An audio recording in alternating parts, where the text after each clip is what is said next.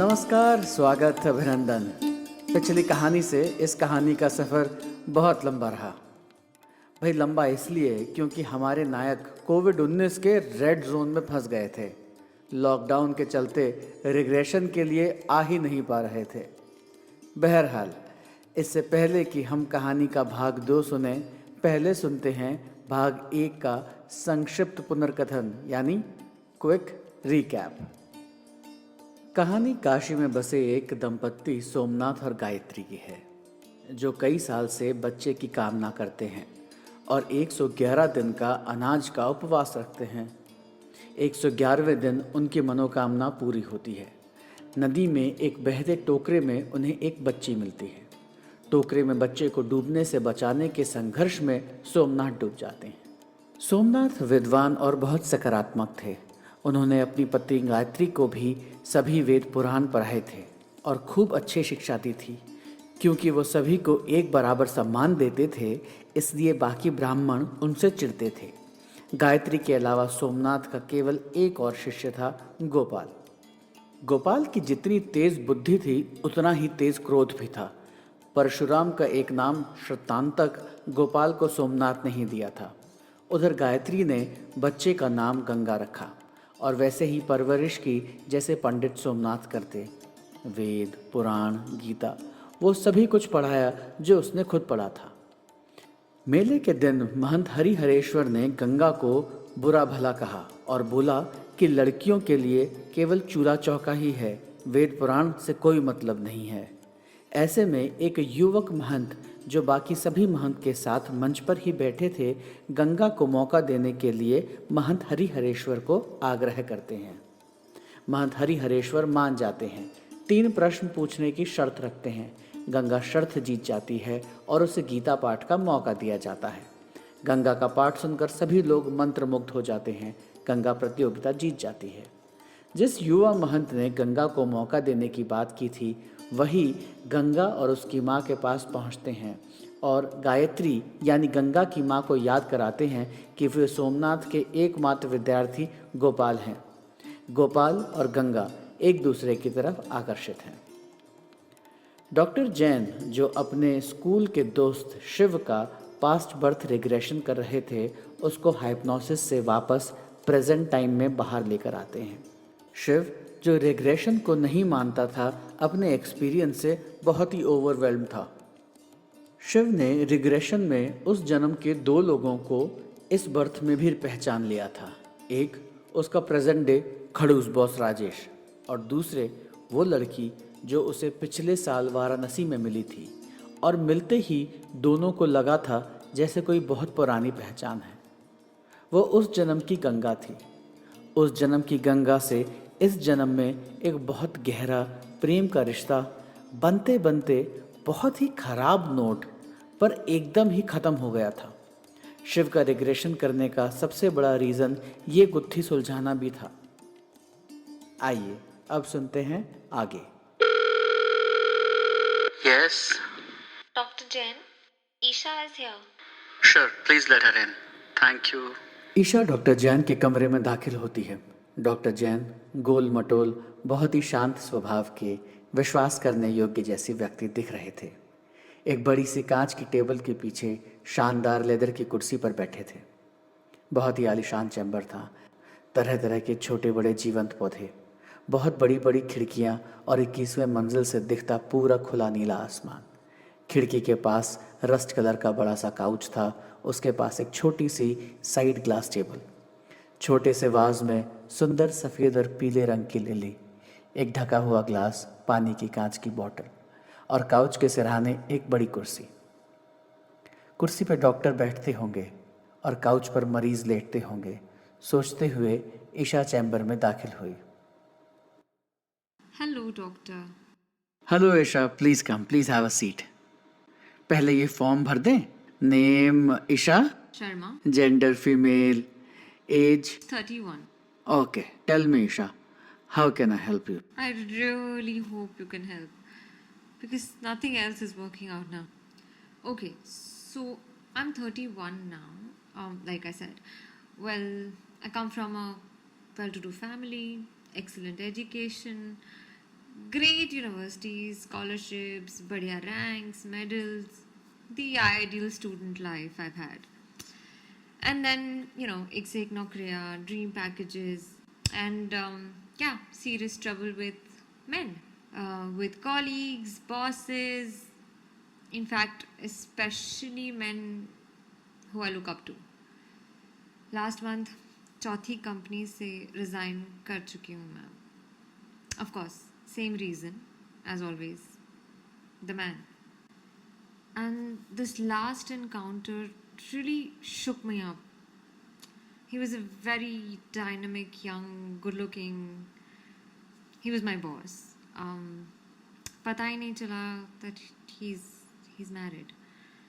He cheated me, but he also cheated his wife. And by the time I figured things out, I was already pregnant. And I got so disgusted with myself. I never went back to office. And same pattern repeats itself again and again and again. I'm tired of this now. It's like there definitely is some karmic connection to all this. I mean, that's why past life regression, and maybe there is कुछ सीखना है. और जब तक I don't become aware of it, understand it and learn from it, maybe I'll be stuck in the same cycle. Because at this point I really feel that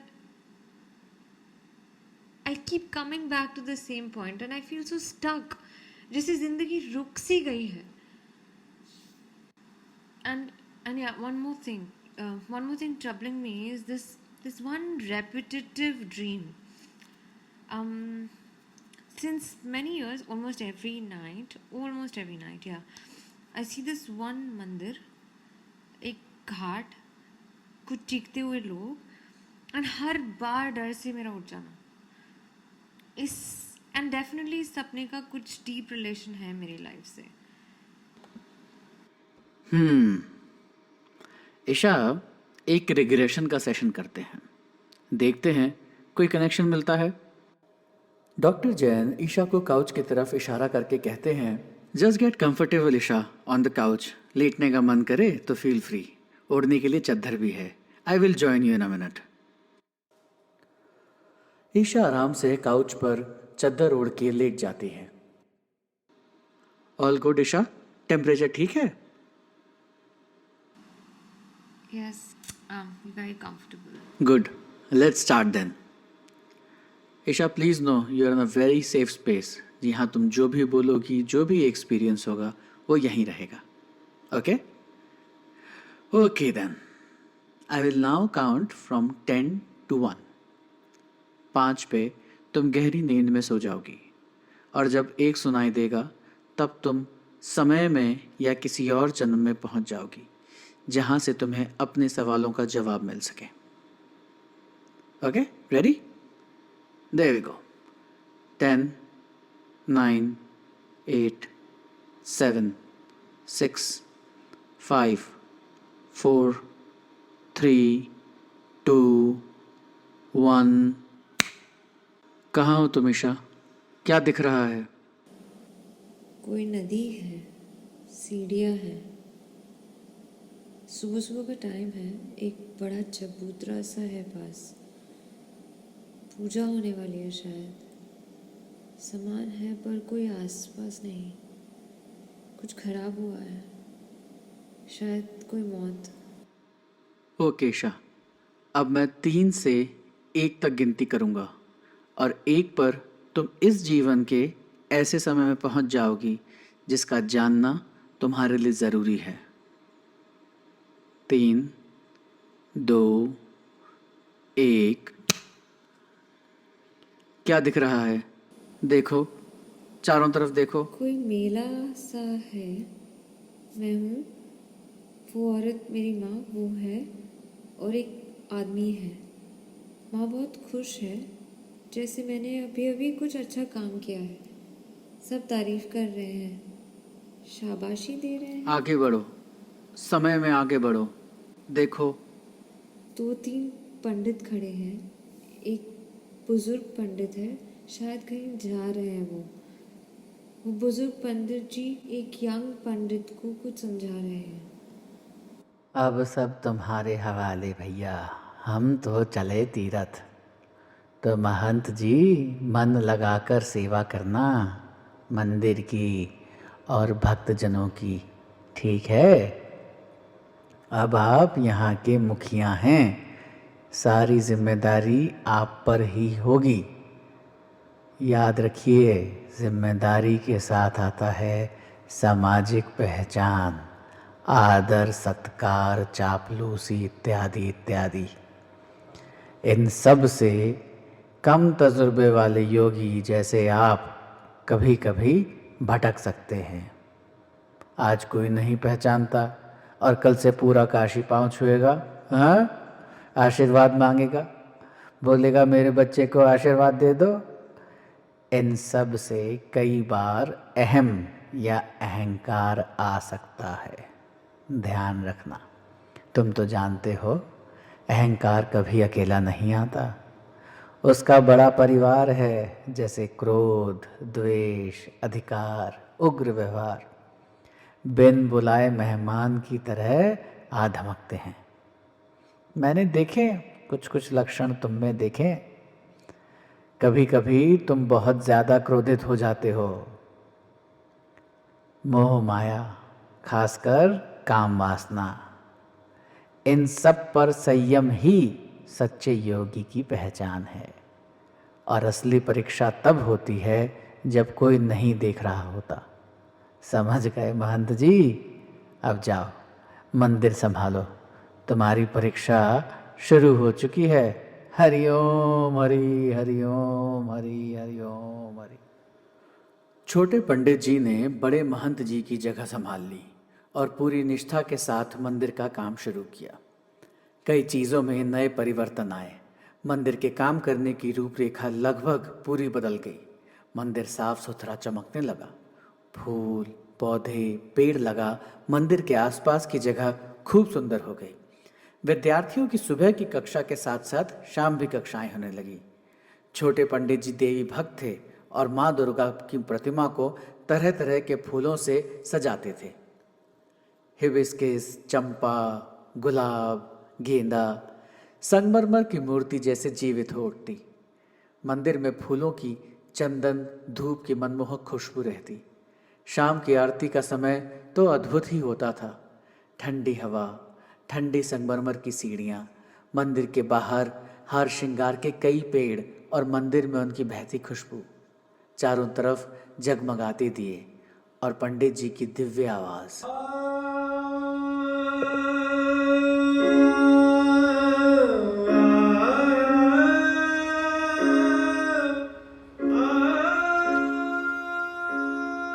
पंडित जी जब आरती गाते तो समय जैसे थम जाता था। कुछ ही समय में महंत जी काशी में बहुत मशहूर हो गए।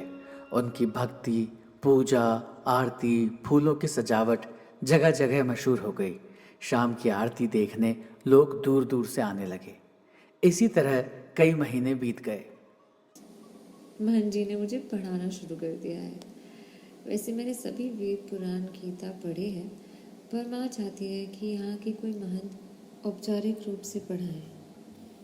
शाम सभी लड़कों की क्लास के बाद मेरी क्लास है और कोई लड़की नहीं पढ़ना चाहती, इसलिए मैं अकेली ही पढ़ रही हूँ।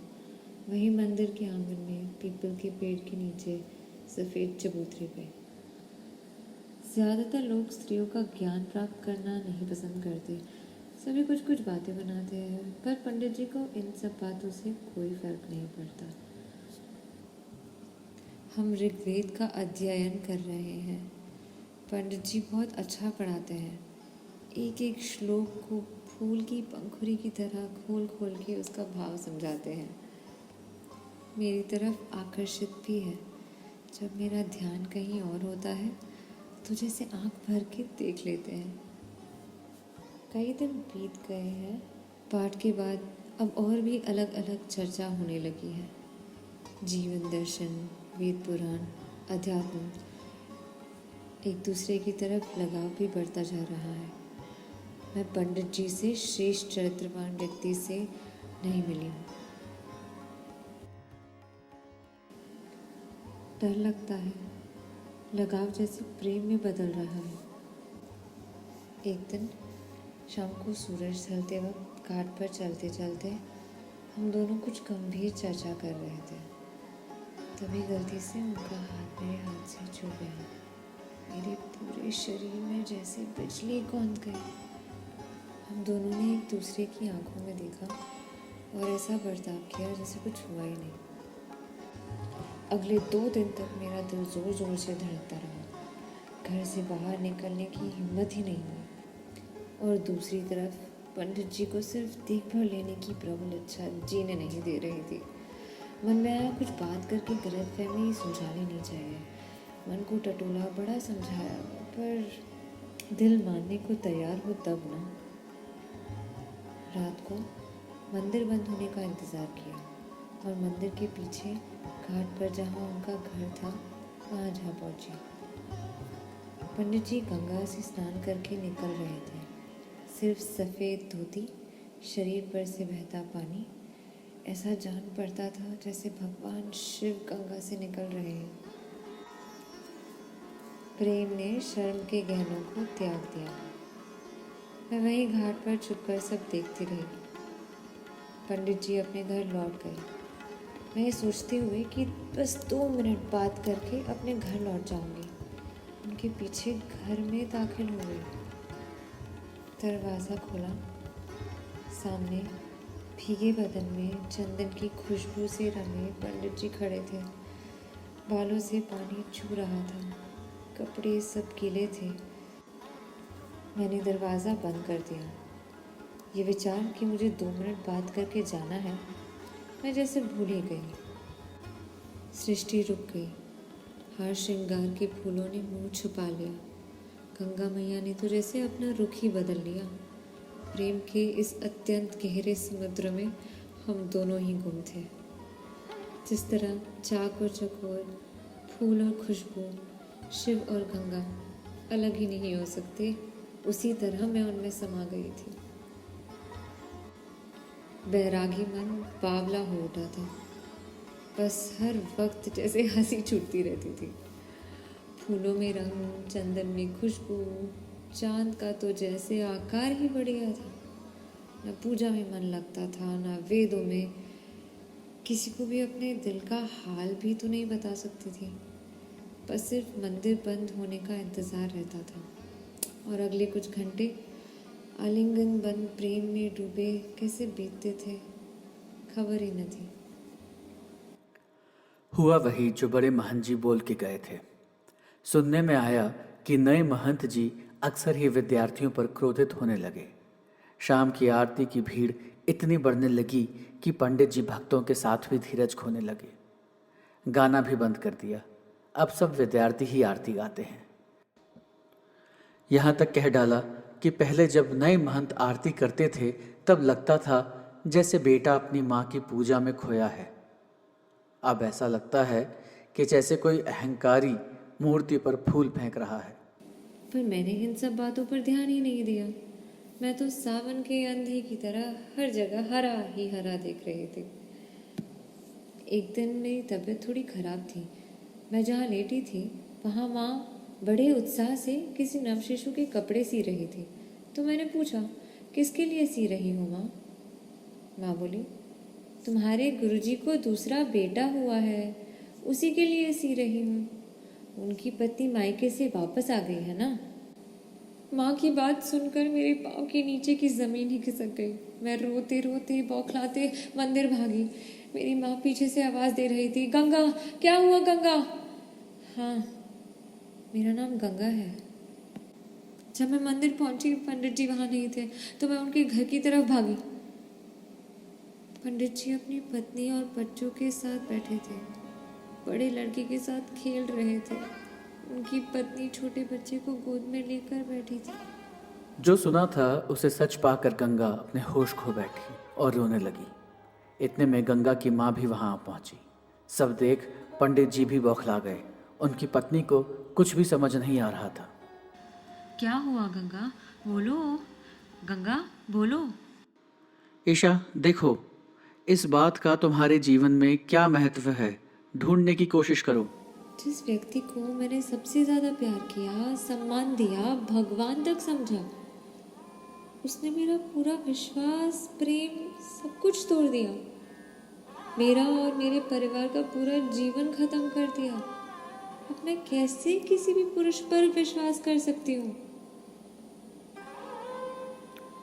अब क्या देख रही हो? मैंने संन्यास ले लिया है। सफ़ेद साड़ी है, मेरे सर पर बाल नहीं है। मैं शायद श्वेतांबरी साधकी बन गई हूँ। मेरे जैन धर्म अपनाने से माँ बहुत दुखी है।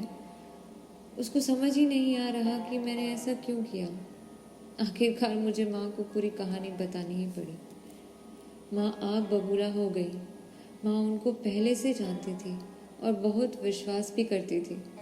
उन्होंने पंडित गोपाल, हाँ शायद यही नाम है, पंडित गोपाल, उनको बहुत कोसा और श्राप भी दे दिया। मैंने काशी छोड़ दिया। अब मैं बहुत बूढ़ी हो गई हूँ। किसी काली मंदिर के पास हूँ, शायद कलकत्ता है। मेरी मौत हो रही है। कोई लड़का है जो मेरी फिक्र कर रहा है, रोज खाना भी लाता है, बेटे जैसा लगता है। अब मेरी आत्मा शरीर से निकलकर तैर रही है। Okay, Isha, I will now count till 10 and you will be back in this room. Isha के जाने के बाद डॉक्टर जैन बड़ी देर तक खिड़की से बाहर देखते रहे। फिर उन्होंने जेब से फ़ोन निकाला और एक नंबर मिलाया।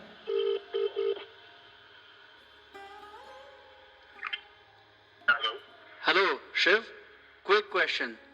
वो जो लड़की मिली थी तुझे लास्ट ईयर वाराणसी में, उसका नाम क्या था? ईशा, ईशा शर्मा।